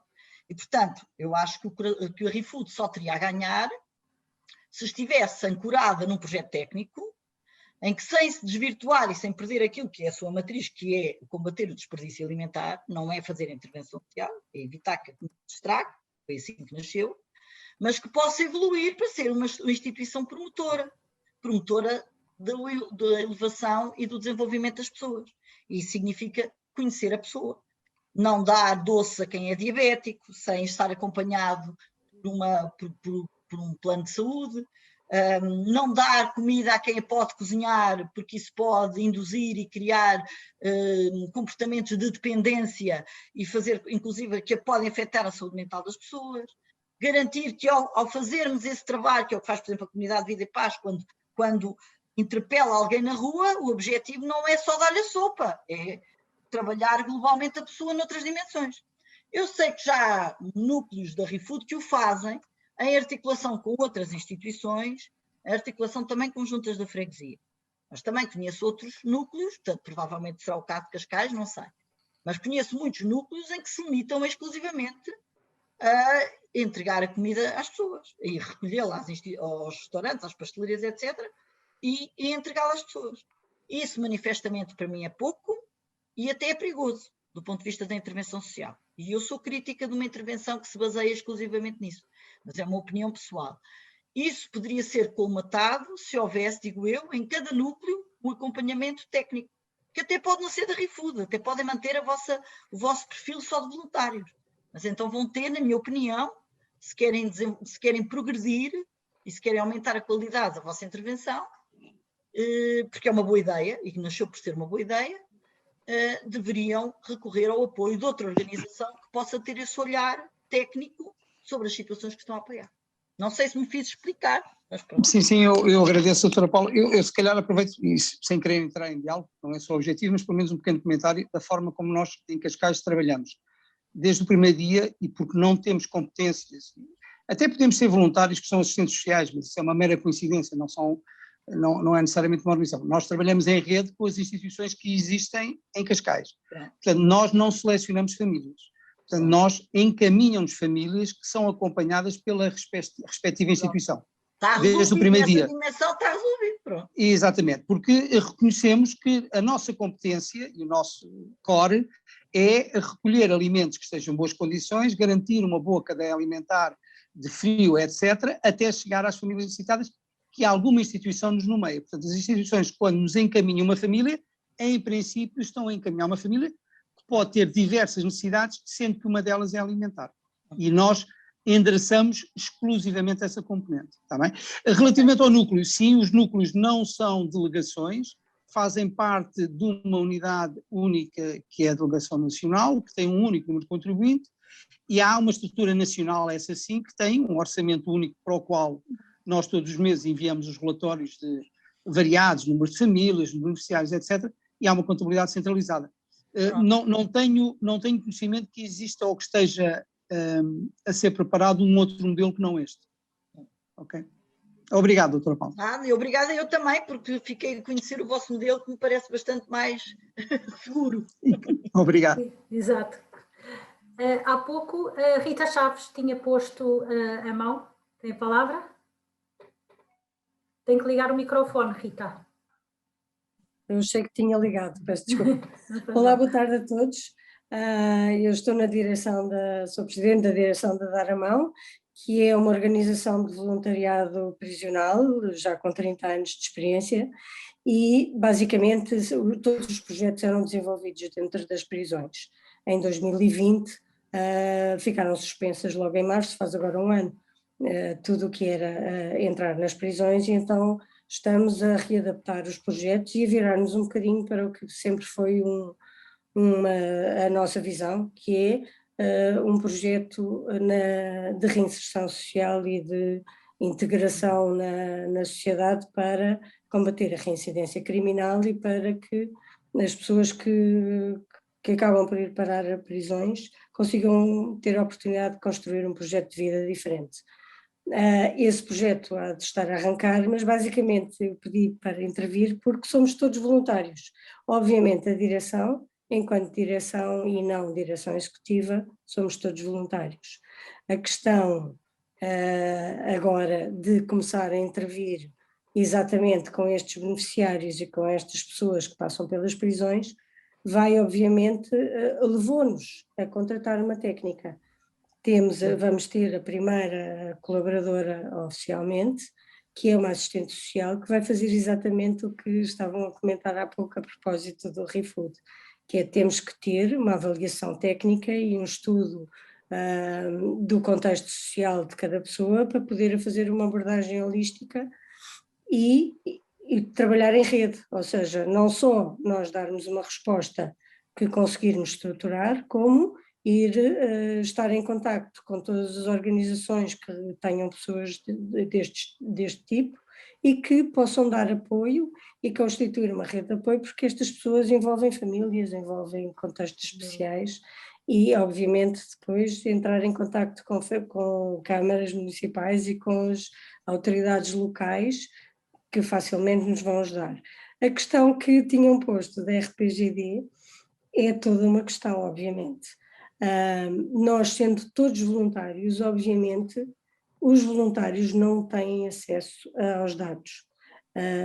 Apenas a direção, enquanto voluntária, porque é obrigatório por lei, somos IPSS, logo, além de muitas outras coisas, respondemos ao Estatuto de IPSS, então nós, como direção, temos acesso, mas mais ninguém tem, de modo que tem toda a razão em levantar essa questão, porque de facto antigamente não se dava tanta importância ao que era saber um nome, uma morada e um telefone, e hoje em dia tem toda a importância e toda a relevância. Mas pronto, aproveito para agradecer esta iniciativa. Não consegui estar na primeira, mas tiveram voluntários nossos e ligados à direção. E em termos de formação, que era o segundo ponto que eu queria que respondemos ao inquérito, o tema da formação de voluntários muitas vezes tem sido extraordinário, a oferta gratuita e variadíssima neste campo, mas há a gestão do tempo dos voluntários que é complicado. São pessoas que têm profissões e que fazem um voluntariado na associação e que precisam de ter outro tempo de formação além do que eventualmente tenham na sua profissão principal. Por isso é toda uma questão que vamos aprendendo e vamos fazendo caminho a gerir os vários tempos que dedicamos, e no voluntariado de facto há uns que se envolvem muito facilmente e há outros que é mais complicado envolver. Esta iniciativa lançámos a vários dos voluntários da associação e poucos conseguiram participar, porque de facto não é só o não querer, é o conseguir tempo entre estarmos todos em casa com as exigências profissionais e com as exigências do voluntariado. Muito obrigada a todos. Muito obrigada também, Rita.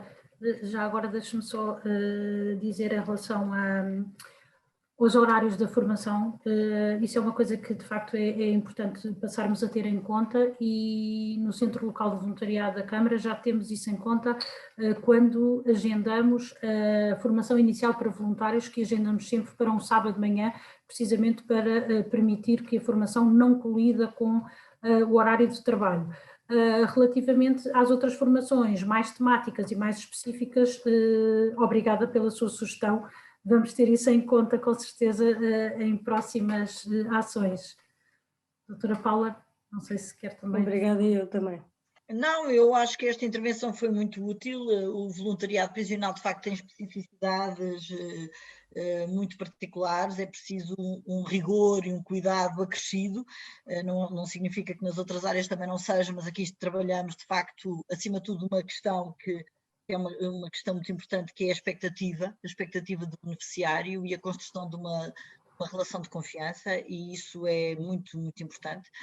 É um público particularmente cético relativamente às oportunidades que lhe dão, já acredita em muito pouca coisa, e portanto o voluntário aqui tem também este extraordinário papel de reganhar a confiança nas organizações e no futuro, e dá esperança. Isso, de facto, é muito relevante. Isso existe, de facto, um rigor, uma cautela, e a determinado passo, eu acho que as instituições sentem a necessidade que a Dar a Mão sentiu, que é de complementar a sua intervenção com um olhar mais técnico, pronto. Sendo certo que no voluntariado prisional a própria dinâmica já é uma dinâmica muito controlada, muito enquadrada, com muita legislação, portanto, já de si já tem muito controle. Mas este lado mais profissional dentro da organização é muito relevante. E a questão dos dados pessoais não é só por força da lei de proteção de dados, tem mais do que só os dados pessoais, tem a ver com a partilha de informação sobre a vida das pessoas, principalmente instituições que trabalham em freguesias pequenas, em que as pessoas conhecem.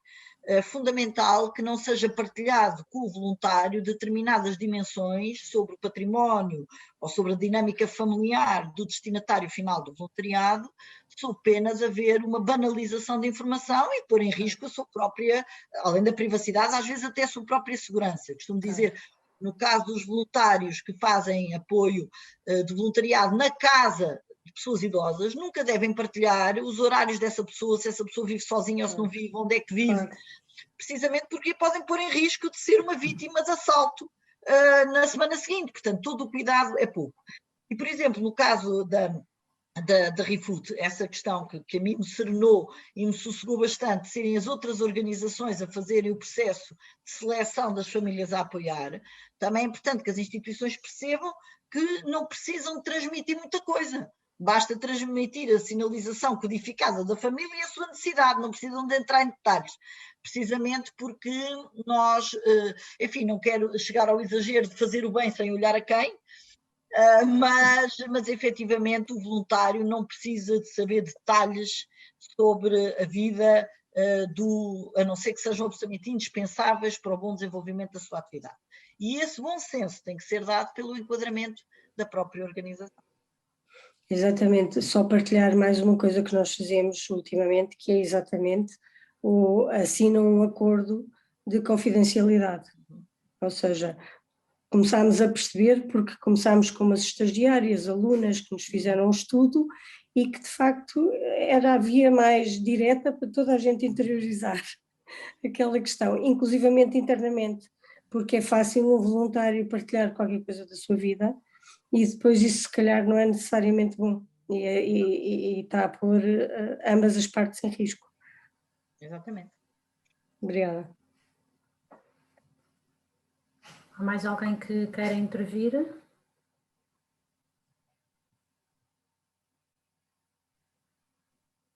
Não estou a ver mais.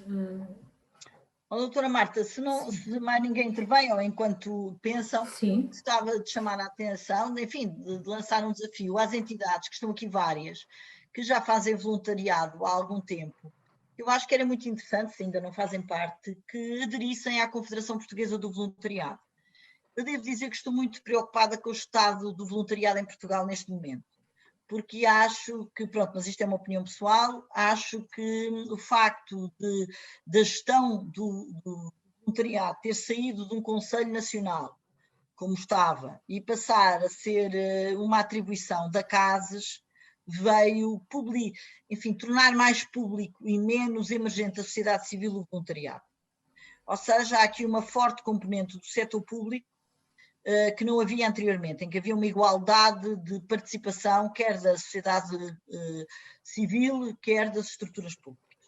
Em contrapartida, existe uma estrutura anterior à própria competência da CASES nesta matéria, que é a Confederação Portuguesa do Voluntariado, que essa sim representa as maiores organizações promotoras do voluntariado, mas pode acolher qualquer outra, não precisa de ser só a Cruz Vermelha, ou o Banco Alimentar, ou a APAV, só para citar algumas. Não, todas as entidades que promovem voluntariado podem, e na minha opinião seria muito interessante, que aderissem à Confederação Portuguesa do Voluntariado e que se criasse de facto peso, que se desse peso à Confederação, para que ela fosse uma voz ouvida, em termos, por exemplo, de rever a legislação que precisa de ser revista, de salvaguardar alguns dos direitos dos voluntários que nunca vieram a ser postos em prática, de criar, de facto, voltar a redimensionar os bancos locais de voluntariado, que dependem muito das iniciativas das autarquias e da sua forma como cada uma entende este processo, mas isso só depende de nós. E se o voluntariado é uma escola de cidadania e de participação, as entidades promotoras podiam dar o exemplo aderindo à organização que as pode representar. Por outro lado, a Confederação tem também uma iniciativa que eu acho que é muito válida, que é o selo, que pode ser um processo de reconhecimento da atividade desenvolvida pelas instituições. Todos os anos há a possibilidade das instituições mostrarem o que fazem e obterem a obtenção do selo do voluntariado, que é uma espécie de chancela, um carimbo, é uma certificação da qualidade de que o que estão a fazer está bem feito.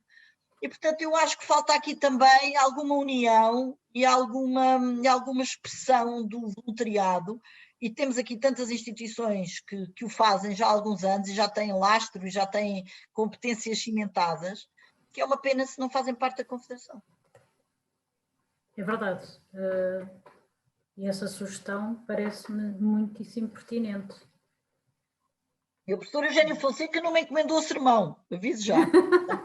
Está inocente, está completamente inocente. E eles fizeram durante o mês de janeiro e fevereiro também um ciclo de conferências muitíssimo interessante. Não sei se algum dos participantes aqui do nosso webinar de hoje teve a oportunidade de participar nas conferências que eles realizaram. Aliás, foi no âmbito do aniversário, que é comemorado em janeiro. Já não me recordo se foram 5, se foram 6 conferências. Um deles foi sobre voluntariado em contexto prisional, outra foi sobre voluntariado em contexto de saúde, outro foi na animação cultural. Foram muito interessantes as conferências promovidas pela CPV. E não sei se há mais alguém que queira fazer alguma intervenção, que tenha algum comentário, alguma pergunta. Alguma dúvida que gostasse de ver esclarecida? Parece que não. Então, sendo assim, passávamos só mais um slide da aplicação Slido para fazer a avaliação final do nosso webinar. Gostava só de dizer que o facto de responderem agora a este slide não é impeditivo de responderem depois a um pequeno questionário que nós vamos enviar para o e-mail de todos os participantes, em que vamos pôr questões um bocadinho mais alargadas e há um espaço também para sugestões. Estamos com 8 respostas, 9, 10...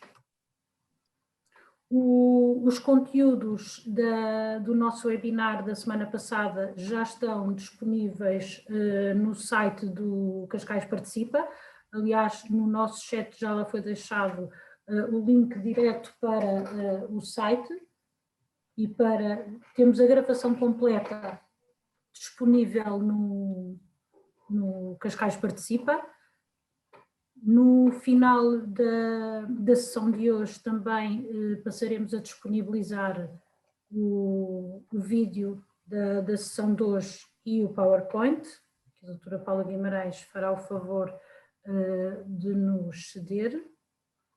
E pronto, estamos com 20 respostas, sendo que 70% das respostas considerou como excelente a nossa sessão de hoje.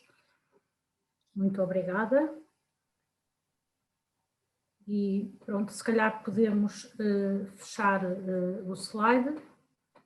Reforço então, só mais uma vez, que vamos enviar por e-mail o questionário. Era muito importante se nos fizessem chegar as perguntas, porque nos ajuda a melhorar os serviços que nós, enquanto Centro Local de Voluntariado, podemos prestar às entidades nossas parceiras. Reforçar também que seria muitíssimo importante que se registassem no site de Cascais Participa como parceiros do Banco Local de Voluntariado, para que possam publicar os projetos de voluntariado que têm disponíveis, para que, por sua vez, os voluntários que se inscrevem possam aceder a essa informação. E Muito obrigada a todos e muito obrigada, doutora Paula Guimarães, pela sua disponibilidade e pela exposição e pelos temas que nos trouxe, que acho que foram uma grande mais-valia para todos os presentes. Eu é que agradeço, boa sorte a todos. Muita Obrigada, obrigada, boa tarde. Obrigada, Obrigada, boa tarde. Obrigada, boa Até tarde. breve. Obrigado. Obrigada.